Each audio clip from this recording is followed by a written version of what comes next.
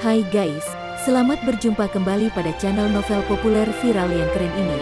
Saat ini admin akan menghadirkan sebuah novel yang viral dengan alur cerita yang sangat menarik dan seru, yang berjudul Kaisar Agung Seni Bela Diri. Sebelum mengikuti keseruan ceritanya, mohon bantuan kalian untuk subscribe, like, dan share video yang ada di channel ini. Selamat menikmati.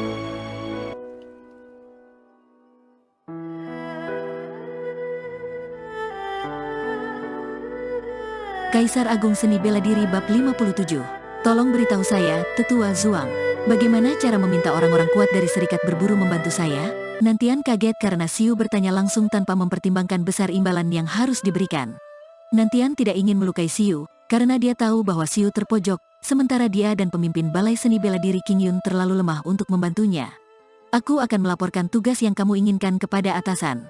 Jika ada guru besar bela diri yang mau menerima tugas ini, dia akan memberikan persyaratannya. Selama kamu dapat memenuhi persyaratannya, kamu bisa memperoleh bantuannya, jawab Nantian. Terima kasih, Tetua Zhuang, ujar Xiu. Sama-sama. Tidak lama kemudian, Nantian menyebarkan informasi tersebut melalui perangkat formasi khusus. Sesaat kemudian, dia menerima sebuah balasan. Ekspresi Nantian tampak sedikit aneh setelah menerima balasan tersebut. Dia memandang Xiu dan berkata, Kepala Perserikatan tahu tentang masalah ini. Jika kamu bersedia menawarkan seni bela diri peringkat ke-6, dia bersedia membantumu. Persyaratannya adalah peringkat ke-6 teknik kultivasi internal tingkat menengah, atau seni bela diri tingkat tinggi peringkat ke-6, atau keterampilan gerakan. Xiu tampak senang setelah mendengarnya. Dia tahu bahwa kepala serikat yang dimaksud oleh Nantian adalah kepala cabang serikat berburu di Kota Awan. Dengar-dengar dia adalah seorang guru besar bela diri. Tanpa berpikir panjang, Xiu menjawab, saya setuju dengan persyaratan beliau. Tidak hanya Nantian, pemimpin Balai Seni Bela Diri King Yun juga memandang Xiu dengan mata lebar setelah mendengar reaksinya. Kepala Perserikatan adalah seorang guru besar bela diri. Tidak ada yang bisa menyelamatkanmu jika kamu gagal menepati janjimu. Tentu saja, kedua pria tua itu tidak berpikir bahwa Xiu dapat menawarkan sesuatu semacam itu. Seni bela diri peringkat ke-6 adalah warisan penting. Bahkan seorang master yang hampir mencapai tingkatan pemurnian ilahi seperti pemimpin Balai Seni Bela Diri King Yun, hanya menyelesaikan kultivasi seni bela diri peringkat ke-5. Meskipun terdapat berbagai seni bela diri di Pavilion Kebebasan di divisi non-inti Gerbang Kebebasan, sebagian besar merupakan peringkat ke-5 dengan tingkat rendah, dan ada beberapa yang merupakan peringkat ke-5 tingkat menengah. Selain itu, ada juga beberapa seni bela diri peringkat ke-6. Hanya murid elit di divisi inti atau master yang telah mencapai tingkatan pemurnian ilahi, yang memenuhi syarat untuk mempraktikannya. Persyaratan ketat ini hanya dilakukan agar para murid non-inti memiliki mimpi di hati mereka. Adapun seni bela diri peringkat ke-7, merupakan warisan inti. Hanya pemimpin sekte dan murid-muridnya yang berbakat yang memenuhi syarat untuk mempraktikannya. Dengan mengandalkan seni bela diri peringkat ke-6, seorang master tingkatan pemurnian ilahi dapat menciptakan warisan seni bela diri untuk beberapa generasi. Xiu tahu bahwa dia tidak seharusnya mengungkapkan harta yang dimilikinya, tetapi pada saat ini, dia tidak memiliki jalan kembali. Dia hanya bisa mengangguk dan berkata, iya, saya tahu. Tolong berikan jawaban saya kepada kepala serikat, Tetua Zhuang. Mendengar ini, pemimpin Balai Seni Bela Diri King Yun mengedipkan matanya. Dia telah tertahan lama di setengah langkah menuju tingkatan pemurnian ilahi. Jika dia bisa mendapatkan seni bela diri peringkat 6, dia akan memiliki peluang besar untuk melangkah maju dan menjadi guru besar bela diri sejati di tingkatan pemurnian ilahi. Meskipun Xiu tidak memperhatikan, dia masih bisa merasakan gairah di mata Nantian dan pemimpin Balai Seni Bela Diri King Yun. Xiu hanya bisa berharap bahwa kedua tetua ini memiliki moral dasar. Mereka tidak menangkapnya dan meminta pertanggungjawaban. Ini berarti bahwa mereka memiliki rasa simpati terhadapnya. Xiu, sepertinya kamu cukup kaya, kata Nantian dengan iri dan melirik Xiu. Pemimpin Balai Seni Bela Diri King Yun tersadar kembali dan tampak sedikit malu. Baru saja, dia bahkan terpikir untuk membunuh Xiu dan merebut seni bela diri peringkat ke-6-nya. Dia merasa malu dengan dirinya sendiri karena memiliki pemikiran seperti itu. Itu karena dia terlalu bersemangat untuk menerobos ke tingkatan pemurnian ilahi, sehingga keinginan seni bela dirinya hampir merusak hati nuraninya. Xiu akhirnya menghela napas lega setelah merasakan tekanan itu menghilang. Membalik tangannya, Xiu mengeluarkan buku panduan seni bela diri dari cincin penyimpanannya.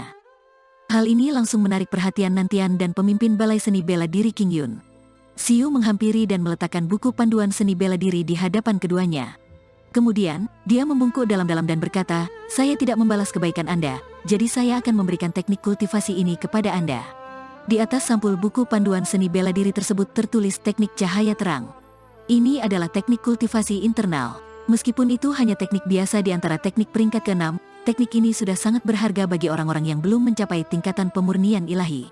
Sebab, hanya seni bela diri peringkat ke-6 yang mencatat misteri dalam mencapai tingkatan pemurnian ilahi. Untuk mencapai tingkatan pemurnian ilahi tanpa seni bela diri peringkat 6 adalah sesuatu yang mungkin dilakukan, tetapi sangat sedikit orang yang mampu melakukannya. Xiu telah memikirkannya dengan baik sebelum menawarkan seni bela diri peringkat ke-6. Di satu sisi, hal ini dilakukan untuk membuat kedua senior itu merasa lega, dan di sisi lain, karena mereka telah memperlakukannya dengan baik. Mereka tidak hanya tidak menangkapnya untuk meminta pertanggungjawaban, sebaliknya, mereka membantunya menemukan cara untuk menyelesaikan masalah. Ini merupakan sebuah utang budi yang besar bagi Xiu. Xiu, ini, untuk sesaat, Nantian dan pemimpin Balai Seni Bela Diri Qingyun tidak tahu harus berkata apa. Mereka sangat membutuhkan seni bela diri peringkat ke-6 ini. Pada saat yang sama, mereka merasa malu karena baru saja mengatakan tidak bersedia membantu Xiu demi melindungi diri mereka sendiri. Tolong terima ini adalah bentuk terima kasih saya atas kebaikan kalian. Saya akan sangat berterima kasih jika Kepala Serikat bisa membantu saya kali ini, ucap Xiu dengan tulus. Diingatkan oleh Xiu, Nantian sadar dan segera menjawab, aku akan menyampaikan jawabanmu kepada Kepala Serikat. Ada sebuah perangkat formasi seperti kotak hijau di tangan Nantian yang dapat merekam dan mengirimkan informasi. Sesaat kemudian, perangkat formasi menyala. Kemudian, Nantian berkata sambil menatap Xiu, beliau sedang dalam perjalanan kemari. Di divisi non-inti Gerbang Kebebasan di Kabupaten Naga Awan, Fei Chen berdiri di paviliun dan menatap sekelompok murid non-inti yang sedang berlatih seni bela diri, sambil meletakkan tangan di belakang punggungnya. Tiba-tiba, dia mengeluarkan sebuah kotak hijau seukuran telapak tangan dari cincin penyimpanannya yang memancarkan cahaya redup. Kotak kecil ini terlihat biasa saja, tetapi sebenarnya, itu adalah pusaka formasi level ketiga yang dapat mengirimkan informasi jarak jauh. Benda ini juga biasa disebut sebagai kotak pesan. Xiu telah muncul dan sedang bersembunyi di serikat berburu. Suara tersebut terdengar di telinga Fei Chen melalui pusaka formasi itu.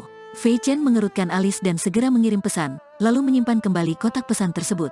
Xiu, jika bukan karena persaingan demi posisi pemimpin sekte, bakatmu mungkin dapat menjadi bantuan besar bagiku di masa depan.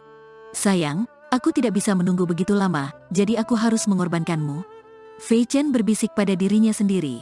Angin bertiup, dan jubah putihnya tampak berkibar. Saat ini, seorang murid non-inti mendekatinya dari belakang dan berkata dengan hormat, Tuan Lu, saya menemukan cincin penyimpanan di kamar Xiu. Fei Chen menoleh ke belakang dan menemukan cincin penyimpanan yang dia berikan kepada Xiu. Fei Chen meletakkan cincin itu dan berkata dengan, jika kamu meninggalkan divisi non-inti dengan membawa cincin ini, bagaimana mungkin kamu akan berakhir seperti ini? Tidak baik bagi yang anak muda jika terlalu serakah, bukankah begitu? Fei Chen tiba-tiba bertanya kepada murid non-inti di depannya. Benar, Tuan Lu, jawab murid non-inti dengan hormat. Sambil tersenyum tipis, Fei Chen turun dari loteng dan segera berjalan menuju pintu kamar Meng Yao. Dia mengetuk pintu dan Meng Yao segera membukanya. Meng Yao tampak sedikit kuyu. Ternyata, dia masih terganggu dengan apa yang dikatakan ayahnya. Meng Yao tidak ingin meninggalkan ayahnya, tetapi dia juga tidak ingin meninggalkan Xiu. Dia berada dalam dilema. Meng Yao ingin sekali bertanya kepada ayahnya apakah sungguh tidak ada cara lain untuk memenangkan kedua belah pihak. Namun, sebelum dia bertanya, Fei Chen berkata, Xiu telah pergi. Apa? Meng Yao tercengang. Kemudian, dia memandang ayahnya dan bertanya, Ayah, apakah ayah mengatakan sesuatu kepadanya? Ayah tidak mengatakan apapun kepadanya. Saya hanya memintanya untuk memilih, jelas Fei Chen. Memilih, apa maksud ayah? Tanya Meng Yao. Mengambil pusaka yang cukup baginya untuk menerobos ke tingkatan bawaan dan pergi sejauh mungkin, atau tinggal di sini bersamamu. Fei Chen berkata perlahan, jika dia memilih untuk bersamamu, itu berarti dia sangat mencintaimu. Kalau begitu, ayah tidak akan memisahkan kalian. Sayangnya, pilihannya sangat mengecewakan. Ayah harus memberitahumu, baik menyembuhkan meridian apimu atau menyukaimu, Xiu melakukannya demi mencapai tujuannya sendiri. Tidak, itu tidak mungkin. Mendengar itu, Meng Yao terjatuh seakan-akan telah kehilangan jiwanya. Meng Yao, sadarlah, dia masih melakukan hal semacam ini demi mencari keuntungan. Dia tidak menghargai hubungannya denganmu.